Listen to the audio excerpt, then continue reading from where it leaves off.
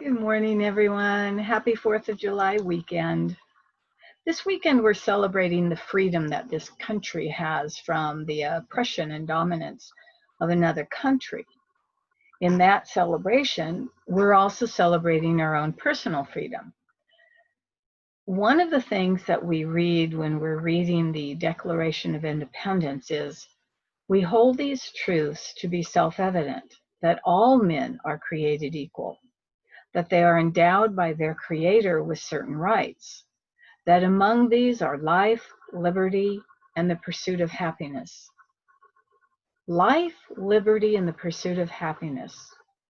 What keeps us from going after those things? If I were to ask any one of you right now at this moment, most of you would say, well, other than having to stay in from this virus, I'm already doing that. I'm basically happy. I have the liberties that many people in other countries don't have. And I certainly have life. I'm not hidden away in some prison somewhere. I'm out there enjoying the life that's around me, at least as best as I can right now under these circumstances.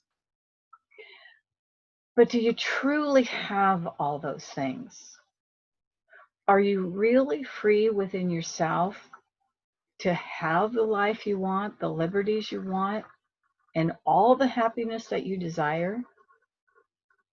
I'm actually going to say that for most of us, no, we don't. And you may argue with that statement, but let me clarify it. How many times do you get angry about something, frustrated and upset because something doesn't go your way? The moment you feel anger, frustration, or being upset, you are no longer free. The moment you feel anger, you're trapped in the energy of anger. And the energy of anger has you. When we get angry, we no longer can think and feel as the spiritual being that we actually are. The one that's really of true love. You've given your power away to anger. The same goes with frustration, resentment, jealousy, anxiety, judgment, and most of all, fear. When we're having any one of those emotions, we're trapped inside of that emotion. And so therefore, we are not free to be able to love the way we came to love, understand the way we came to understand, be the light on this planet the way we came to be the light on this planet. Each and every one of us came to this earth to find inside of ourselves the incredible, beautiful, loving, spiritual being that we truly are, and then to be able to fully express that.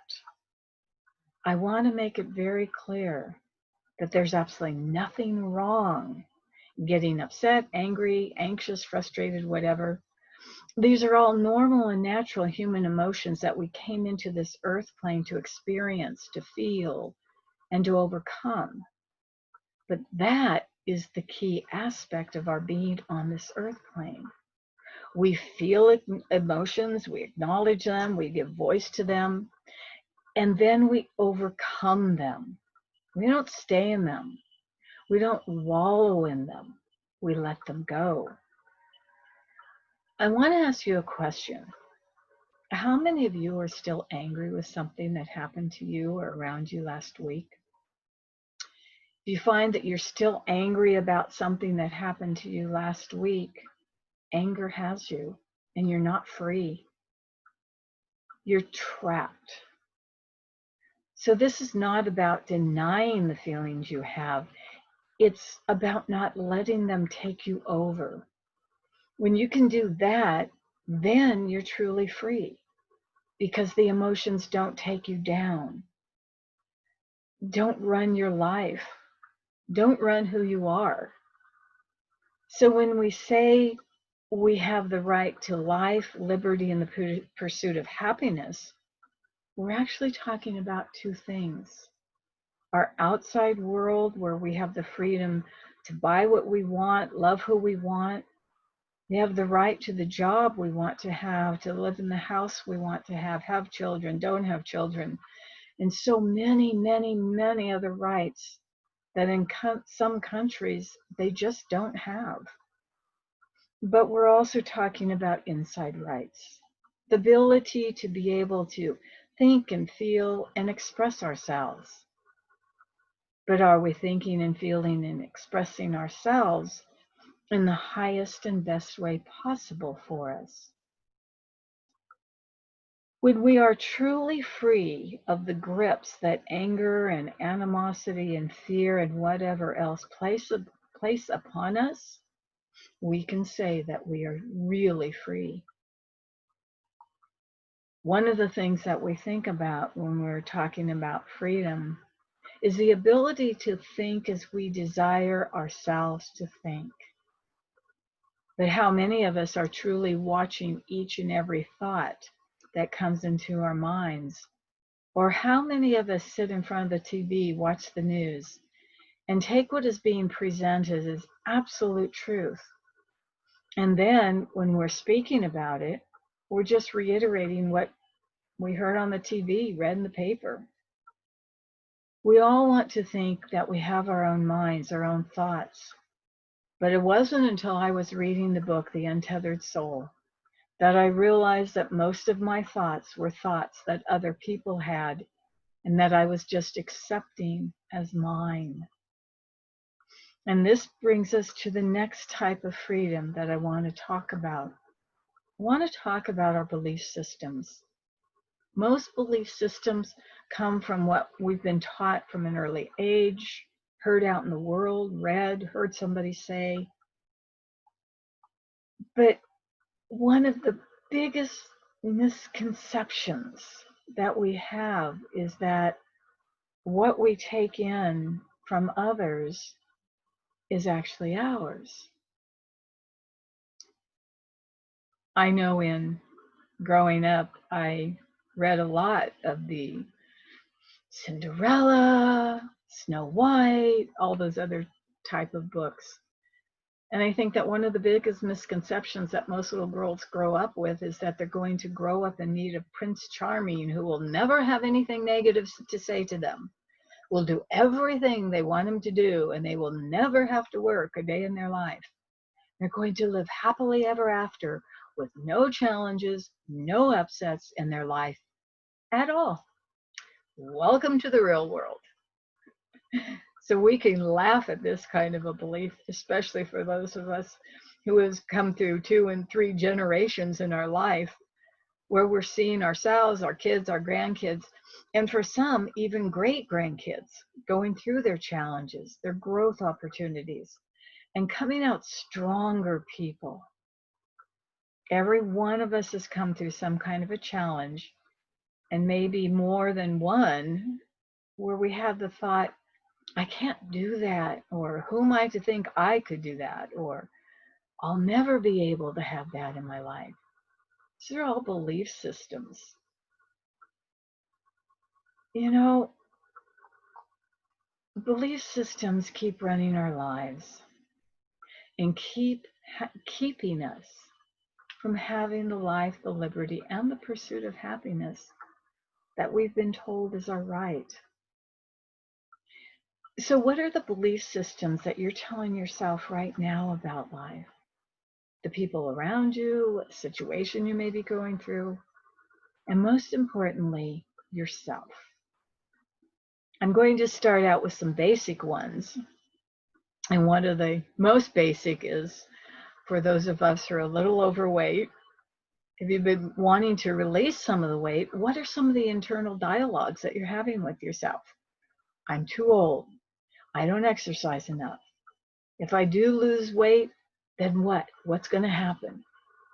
Some of the same things we tell ourselves about our weight, we can tell ourselves about money. I'm too old to go back to work to earn more money. I don't have the energy to go back to work. I don't have enough knowledge of whatever to be able to go back to work. It goes on and on. What about aging? What are some of your beliefs about aging? My eyesight's going bad. I may lose my hearing. I may have heart problems. I'm starting to lose my balance more easily. And the biggest one, people don't take me seriously any longer because of my age, et cetera, et cetera, et cetera. I could go on and on about aging beliefs. I've shared with you before that there's a program on TV highlighting people in their 80s and 90s and what they're doing in life. And I've shared with you about an 80-some-odd-year-old woman who was there, who was a yoga instructor and who began taking yoga in her 70s. She'd been all crippled up in a wheelchair, and she began doing chair yoga. And after a while, she found that she was getting stronger. She was getting her balance back. She found she was standing straighter. She found her muscle tone returning. And when they had her on the show, she went down on the floor, put her arms underneath her, raised her back legs up, and was there completely straight, flat, just on her lower arms. She held that stance for at least a couple minutes, and this was a lady who had been in a wheelchair in her 70s. Here it was, 20 years later, and she teaches yoga 3 days a week at a yoga studio in her 90s. She didn't keep a belief about who and what she was to hold her back from becoming who and what she could be, even at her age, because all of that had been belief systems. You know, we probably have 100 million different belief systems that are running our lives right now at this moment today. And right now, our biggest belief system is about the coronavirus. And I've heard so many people around me say, I don't go shopping, I don't go outside because if I go, I'm going to catch the virus. A friend of mine is so concerned about the virus that she just absolutely refuses to go outside, open her windows, or even see anyone. She has a neighbor pick up her mail and put it on her front porch. She sprays it with sanitizing spray before she takes it in. She orders all of her food to be delivered and sprays all the packages before she brings them into the house. She's consumed with fear. I am not saying don't be cautious. Wear your masks, keep your social distancing, do all of the things that we're hearing to do. But what she's doing is being consumed with fear. Where does the presence and power of God come into her life? It doesn't. She's trapped in a prison of fear. So what other beliefs do you have? Did you know that most everything we think is a belief of one sort or another? I'm going to be late for work if I don't leave now. The traffic's going to be heavy at this time of night. The store's going to be crowded if I go at this time of day. Do you know that every one of those statements can be proven wrong if you really watch what's going on around you? So what about other beliefs that you may have? You know, for several years, I didn't sleep for sometimes many nights in a row. I used to absolutely know that I was going to be completely tired and exhausted, and life was not going to be fun. And it was true. My life was that way. Until one day I began to look at belief systems in my life, and I began to wonder if that also was a belief system. So I began to try it. I began to say, if I'm not sleeping, it's because my body doesn't need that much sleep. I began to say that over and over again, and I began to realize that although I didn't have a high level of energy, I still felt energized and awake whether I slept or not.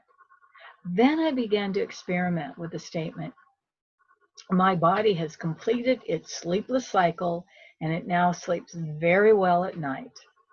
And you know, after a period of time, I'm now sleeping very well at night. So these are just some of the belief systems that we hold within ourselves that keep us from truly living a life that consists of life, liberty, and the pursuit of happiness. But what about the belief systems that could take us beyond where we are in our life right now? In Unity, we say that all that God is, we are. How many of you, of all of us, have taken that in as a belief system? Or are you still believing that you are actually a servant to what's going on this earth? How many of you believe in a deep level that if you ask God for help, that you'll receive it?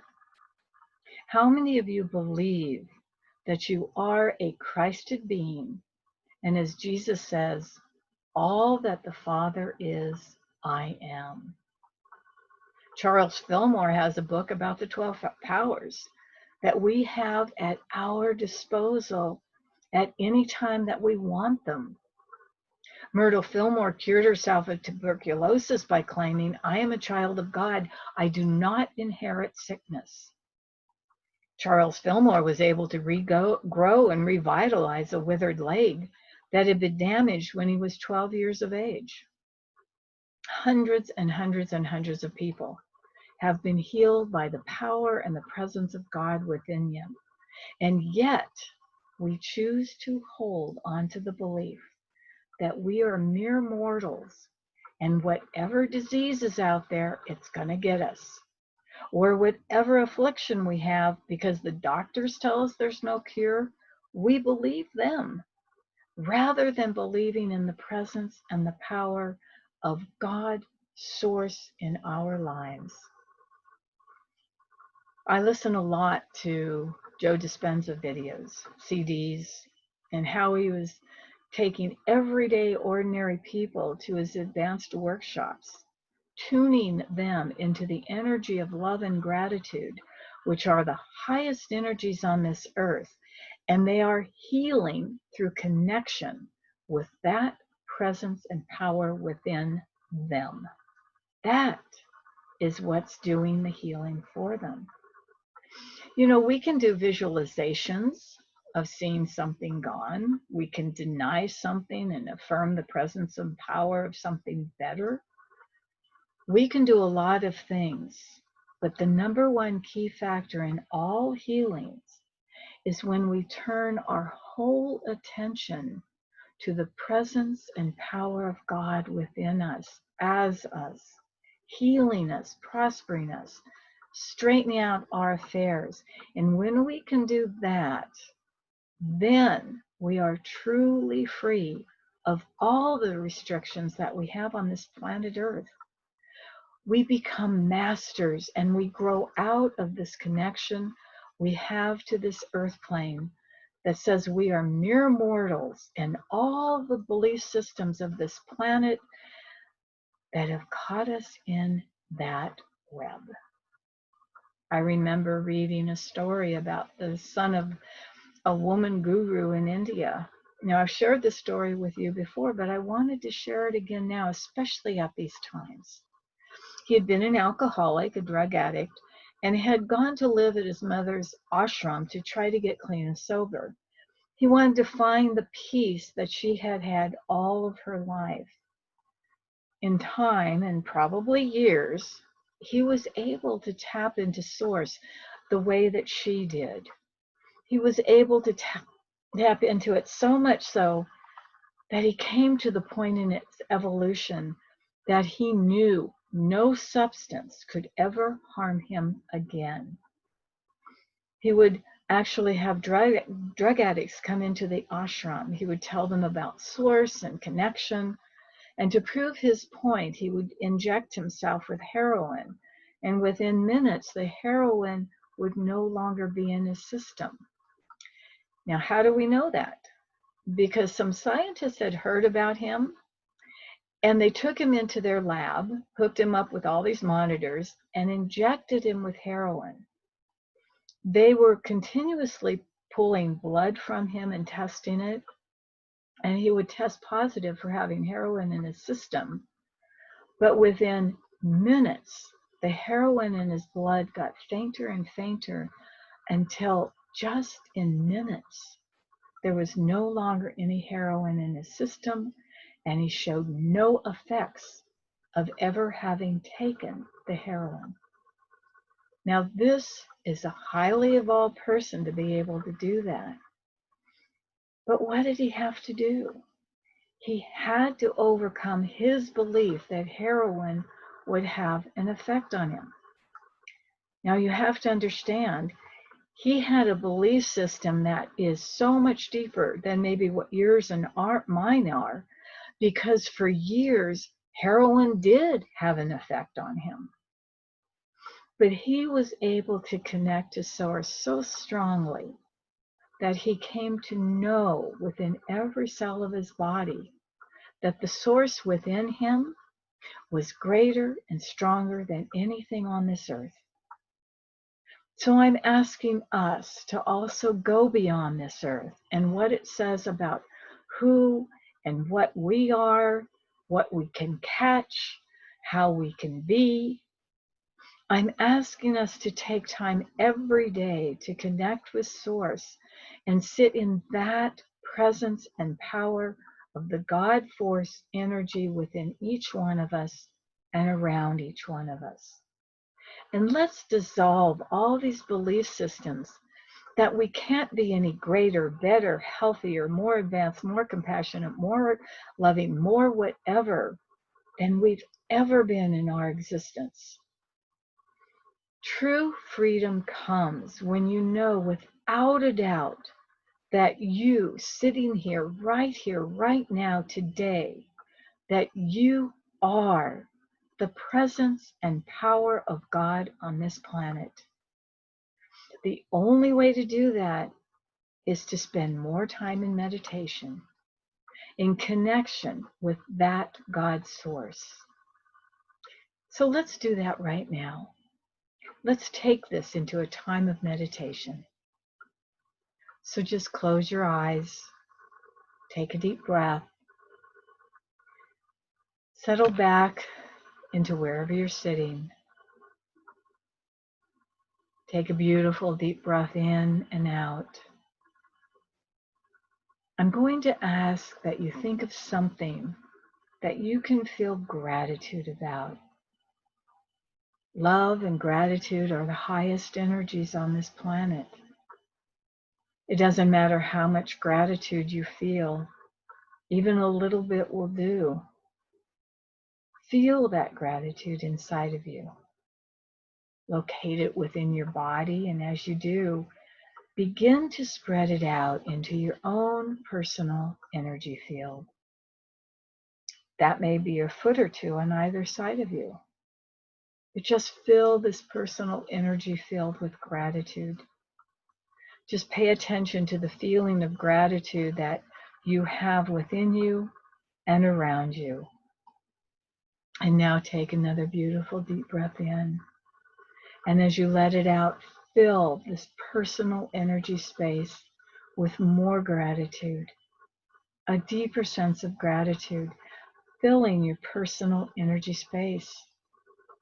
For this exercise, we don't want to send it out into the world. We want to hold it within ourselves. So this level of dynamic gratitude energy builds within us and around us.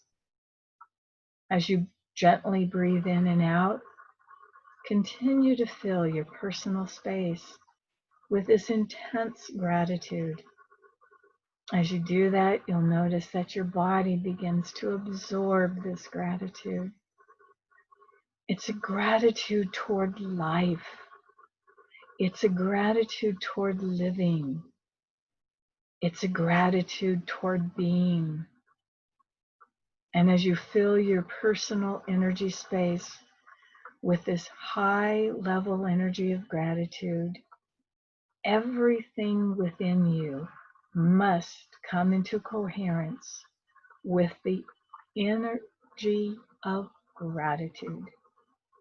No inharmony of any sort can live within the energy of love and gratitude. Both love and attitude and gratitude are energies that help all things out of balance within us come into the high level of balance of our Christ force energy. This is how we truly heal. This is how we truly dissolve all the old belief systems that we hold. This is how we bring the truth of our being into our center, into our physical realm of living. This is how we bring the true freedom from the fears and anxieties of the world into our own being and bring forth the peace, love, harmony, joy, abundance, health, and more. And so sitting with that energy for just a moment longer,